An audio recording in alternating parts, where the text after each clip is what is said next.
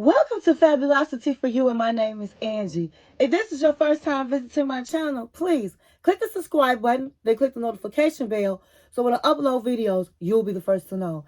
Like this video and make a comment. This channel is about fashion, relationship advice, and lifestyle. And if this is not your first time visiting my channel, well, welcome back, my queens, and welcome to the kings out there. And welcome to all of my new subs, and welcome to my returning subs. If you do not know already, I am having a giveaway. So please go to this video and go to the giveaway video and watch that video so you can see the rules of the giveaway. Okay, so tonight I'm going to be doing the review of the 90-Day Fiancé Happily Ever After Season 8. I will be reviewing episode 1 through 7. Okay, I'm coming in the middle, and so I'm going to give you a real quick catch up, and then next week I'll be going into details for each character. So I'm going to just get right into it because we have 7 couples to go over. Okay, so the first couple we're going to go into is Alexi, who's 35, and Lauren, who's 35. So this couple has 3 children. They have a 3-year-old, a 2-year-old, and a 1-year-old. So Lauren feels like all in her marriage, she has been laying on her back, popping up babies. And she feels like she needs to have a natural mommy makeover. Now, Lauren looks good. Lauren looked like she never even had a baby. And so why she's acting like she needs a makeover, I don't know. I understand getting a breast lift or something like that. And so everybody, she's at this birthday parties that she's having for her daughter, Ariel. And they all looking at her like, what? Okay. So nobody thinks she should have it.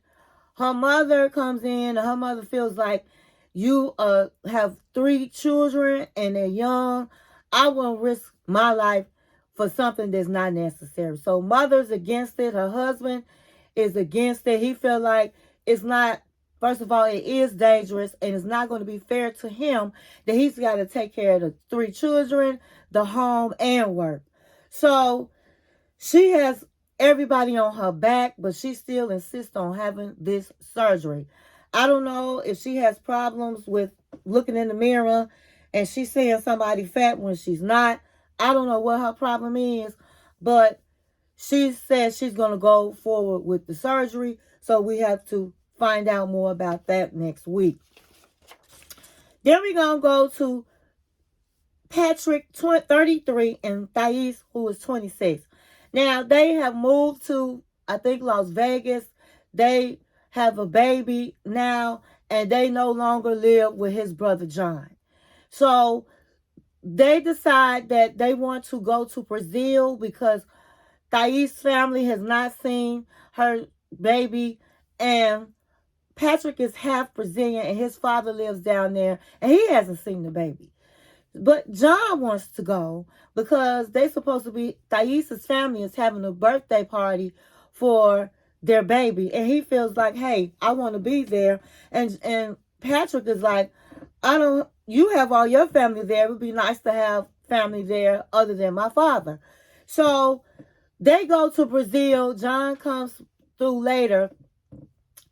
The father is telling his daughter, Thais, that Patrick needs to ask for her hand again. And Patrick says that's why? For what? We're married, we have children. Why would I do that? But to keep the peace, he agrees to do it. The father is still mad that he married her daughter. But actually, it's Thais' fault because she didn't tell her dad that she was coming to the United States to get married. So they go on this long journey to Brazil. The father calls Thais and asks her to come over, and she was like, Dad, no, I'm tired. The baby's tired. We have to do it tomorrow. They go to the apartment. The apartment is Patrick's father's apartment, and they pay rent. And she don't like the father because the father's always having his hands out, asking for money, raising their rent, and really don't talk to Patrick. They don't have a regular mother, father, and son relationship. So they get to the apartment and she's like, this is a waste of money. And he was like, no, we have furniture, we have a refrigerator and stove. I would rather do this than be taking you to a hotel. Because I don't know how the hotels look in Brazil, but they might not be as nice. So the father comes knocking on the door and Thais is really upset. And the father comes in with paint and all of this and said, hey, I need you to paint this apartment. And she was very upset because once again, the father's asking for him to do something.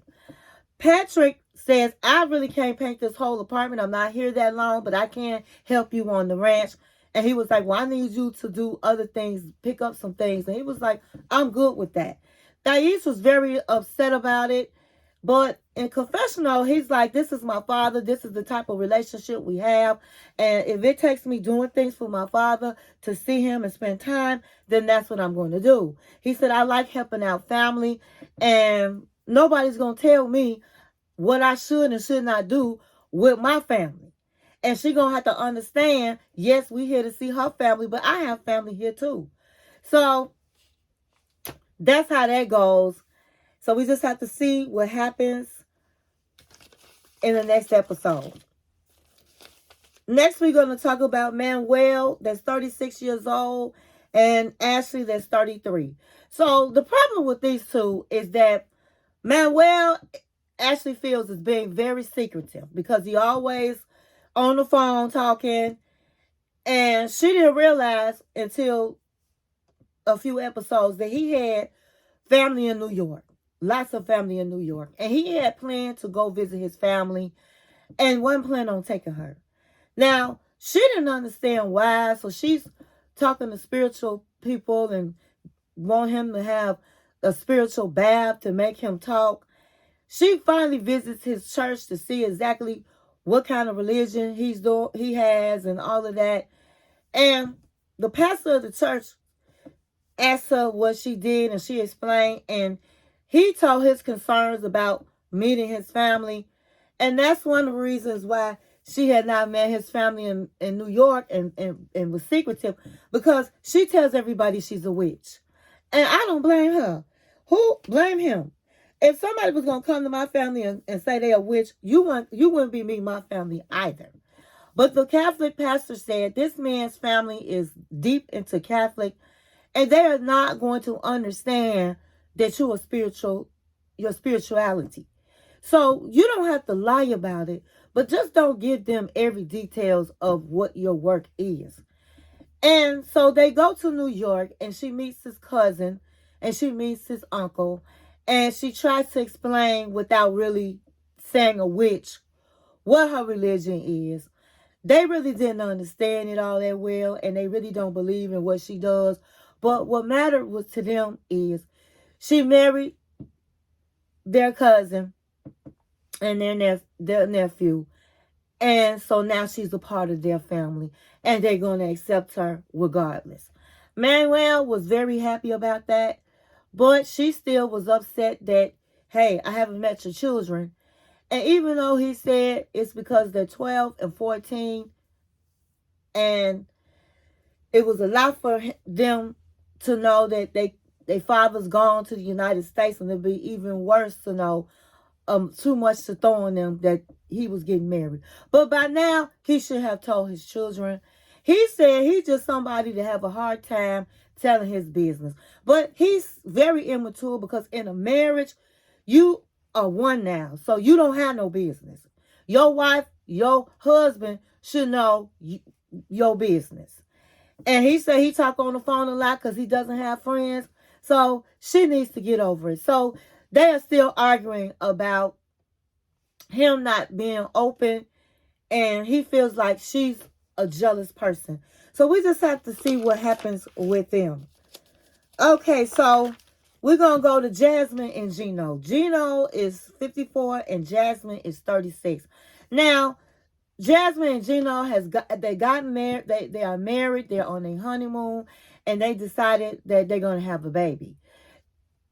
Jasmine had been keeping a secret from Gino because she's really have her times having a baby. Her last baby, she had to go through in vitro, and it was very hard for her. And so she was feeling bad that she never revealed that to him because she was scared that he would leave her. So she opens up on the camping trip. That's where they went for their honeymoon. And he was real good about it. He was like, don't worry, you're going to be able to have a baby. So in the meantime, she gets a call from her mom, and her mom could possibly have cancer. So she has to do a biopsy, and she just loses her mind. She wants to be there for her mother. So she asked Gino for them to go see the lawyer to find out when she can go back to Panama and when she can bring her children over. In doing that, it was revealed that Gino did not put her 2 children on the visa. So it's going to take at least 2 to 3 years for them to get there. She was absolutely stunned, and she went crazy. She then found out that to go back over to Panama, because the papers were filled out wrong, it would take at least a year. So she's, you know how Jasmine is, honey. She was, honey, her hair started falling out. Her alopecia came back. She was having bald spots. Her eyes were swollen, honey. She was going through it. And Gino was real calm about it. He was like, well, I did my best. And she was like, it's all your fault. He was like, I got you here. At the end of the day, these is your kids, and you should have made sure they were there. The names was on the paper. So the lawyer asked, well, why you didn't bring your kids over? And she was like, well, I didn't know how the United States were going to be. But my thing is, you brought your dog Coco over. You should have brought your kids over, because she's already been away from her kids for 6 months. So I'm with Gino. You need to take some responsibility too. You had a choice to bring your children over, and you didn't. So he's saying he don't have $5,000 for a lawyer, and then she asked for a house and all this kind of craziness, and he does not work. He's living off his savings.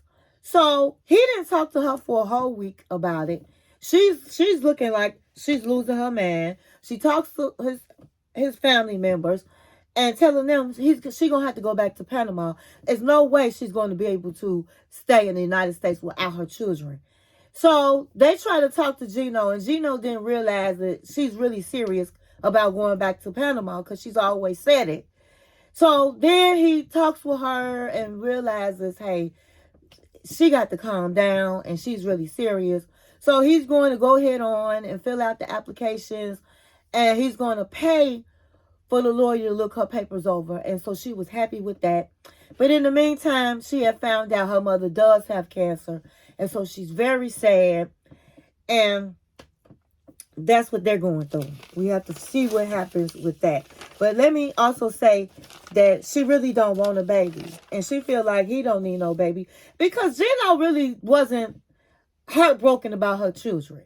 But we got to keep in mind that people that don't have children really don't grasp everything about children and how you're supposed to feel. And so he was wrong for his lack of empathy. But in the end, he came through. Next, we're going to go to Sophie and Rob. Sophie's 24 and Rob is 33. So they ended up moving to another city, and they got a bigger place. But Sophie found out that Rob had been cheating with at least 50 women.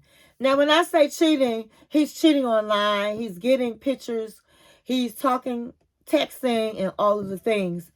And he lied because he was acting like it was just a few women. So she moved out, and she moved in with one of her girlfriends. Now, Sophie and her girlfriend look very comfortable. The girlfriend looked like she want to eat Sophie up. And Sophie surrounded herself with people that's bad-mouthing her husband, telling her not to go back, and all of the things. And to me, when you are in a marriage, your single friend shouldn't have nothing to say. They should be listening. They should tell you to get some counseling, or they should say, hey, maybe you need some mentors in your relationship, that people that's been married. But you shouldn't have nothing to say. And so everybody is bashing him, and her mother's bashing him. But what I like about Sophie is, even though she's surrounded by negativity, she still knows her heart. She's not being swayed, and she wants to work her marriage out. Okay, so she ends up talking with Rob, and they're trying to work it out. And her male friend of since she was 14 years old, I think his name is Callum, came from London to visit her. And this is going to show you, kings and queens, you cannot have, and you're married, people of the opposite sex as friends in your relationship. It's just not going to work. A lot of people are going to disagree with me, but once you go down that walk, you will see for yourself it never works out. So the guy really likes her. He said that, hey, if she wanted to get with him, he would not turn her down, okay? And he is enjoying the fact that she's separated from her husband. So Rob agrees to meet the guy, and when he sees how he looks and all of the things, he don't want nothing to do with that. And he is upset because the guy said they used to date when she was 16. So she lied and said they never dated. It blew up in her face. So she ends the relationship with him. She said it's between my husband and him, even though it hurts. They've been friends a long time. She gonna always be down with her husband. So she told him, hey, I broke our friendship off. It's just me and you, and I want to come back home. And hey, they came back home. They working it out. The friends are mad. And I'm thinking, oh, good for them. So she sits down and have a sit down with her girlfriend and just catch her up. And the first thing she said was, is he having sex with you? And my scarf almost blew off my head because I'm like, what? And she confesses that she had not had sex in over 6 months. Who does that? Now, I know they kind of mentioned that he might have a sex addiction with pornos, and with that could possibly be the case, because she said the last time they had sex, he wanted her to dress up and all this kind of stuff, and she didn't understand it. And he's never been real sexual. So he has some type of issue that they need to get down to the bottom of if they're going to stay married. So they definitely have to have some professionals, some counseling here to find out what that problem is with Rob. I was like, oh my God. But her friend was like, well, you need to start experiencing with a woman. That's what I'm saying. Be careful of the people you tell your business to, because now she want him. That's cheating. And so she confessed that she has already had sex with a woman. She just didn't tell Rob about it because she was already on the fence about telling him that she was bisexual. So it turned out not only is Rob a liar, so is Sophie. So I don't know where these two are going to end up. We'll just have to wait and see. So the next couple we're going to talk about is Emily and Colby. Emily is 31 and Colby is 36.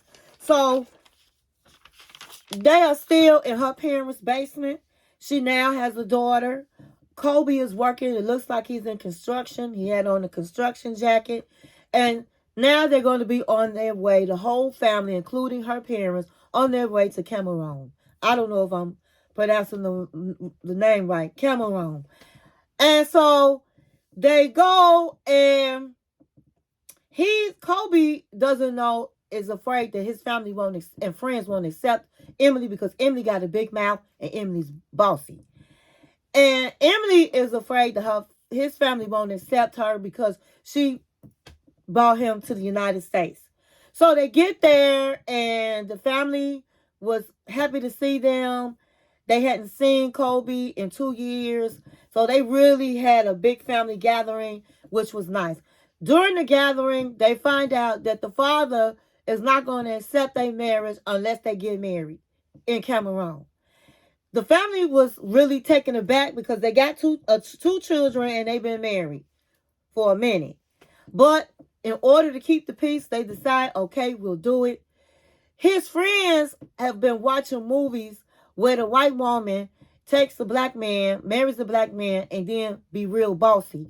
In Africa, the women are very submissive to their men. They do what they say. They don't talk back. And the man is the man of the house. Well, Emily is not none of that. And so they make it known they don't like Emily. And they tell Kobe, hey, you're not going to be happy with that woman because at the end of the day, you're not the man in your house. And he started feeling certain ways because at the end of the day, he don't like her behavior. But they end up disrespecting her because they telling her basically they don't like her. They didn't have a problem telling her that. And he hearing them talk bad to his wife with his own ears, and he not having it. So I'm glad he stood up for his wife. He said, listen, if you don't like our marriage, if you don't think our marriage going to work, then hey, you ain't got to come to our wedding. We don't want you there if that's how you going to be. And so there it is. He's hoping they will come around, but at the end of the day, if they do, they do. They don't, they don't. I like Kobe because Kobe stood up for his wife. And some people men that will put their friends in front of their wives, and that's not right. He stood up for his wife, and so for that, he gets a star in my book. And so we just have to wait and see what happens. Will they come to the wedding? We don't know. So next we're going to talk about Nicole, who's 40, and Maha, who's 31. Honey, they are a mess. I'm going to keep this real brief. So Maha comes to the United States, and this girl sits up and acts a fool. She's cussing him out. She's talking about him bad. She expected him to be a different person. And he said, I have only been here for 24 hours. In them 24 hours, honey, he's been walking the streets with his bags because she's putting him out of the apartment. I mean, she acting a fool. His first breakfast in the United States was some donuts. Some donuts. You couldn't even take the time. This man been flying for hours and hours and hours to make this man some eggs, some toast, and some bacon. Girl, bye. He was like, man, I'm missing my breakfast. I usually have eggs. There's nowhere in the world she should have had some donuts for her husband. And so at the end of the day, they still fighting over clothes and what to put on. But she should have just changed her clothes just until he get used to being in the United States. He said he could see himself living there. He just need time. But instead, she goes off. So he was being tripped out for not wanting to meet her friends because of what she had on. But she should have just changed her clothes just for this moment. It was his first or second night. And so she brings the friend back. She badmouths them. I don't know what's up with these women badmouthing their men to their friend. But they come over there and they first realize that she being a trip. She ain't got no business being upset with this man and he just got here. And she steps off on him because he didn't say, oh, I didn't want to come because of what she had on. And she cusses him out in front of these people that he don't know, puts him out. I do not like Nicole. I don't like Mahan either, but she really take the cake. And so he leaves her house with no phone, no credit card, no money, and walking the streets, honey. So that's how that ends. I do not care for Nicole.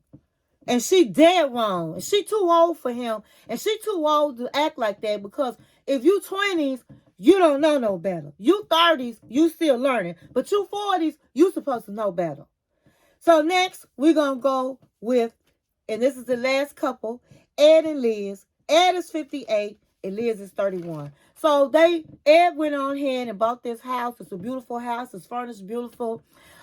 Liz's daughter is staying with them for the summer. They acting like they the happy couple. Oh, when we was on the last resort, we did the counseling. It really helped us. We are so in love. We don't act the same. We don't argue the same. Life is good. And so Liz's mother comes to town, her and the grandmother, to help her look for a dress and all of the things. And the mother wants to have a sit down. So Liz and Ed have a 4th of July party. They invite his family. They invite her family. The mama has to sit down, and she's concerned that all this time Ed has broken up with her daughter, has put her out his house, and she want to make sure that don't happen no more. And he assures her, I'm never going to put her out. I'm ready to get married. We are getting married this time. You can count on me. I love her. I love Riley. And guess what? He calls the wedding off. Now, he supposedly called the wedding off. They didn't show this on camera. I didn't see it. But supposedly, he cooked some food, and the little girl said it was too spicy. He said, chalk it up, eat it anyway. And she had a problem with that and went off on him in front of the family. Was that right? No, it was not. But did it mean you have to cancel a wedding? Ed got issues. Ed cancels the wedding. He goes over to his sister's house and spends the night. The next day, he cancels the wedding. He calls the preacher up. He calls the place that they were going to have the wedding at. He calls the catering place. He cancels everything. And the pastor the preacher didn't know. The preacher talks to Liz and gives his condolences about the wedding being canceled. And she didn't have no idea about it. He said he didn't tell her because all she was going to do was try to talk him out of it, and he's not going to be talked out of it. And that was really foul. As always, he's doing what he always does. His family is so happy. His sister's so happy that he is not going to marry her. And it's just crazy because Ed has done this girl wrong so many times.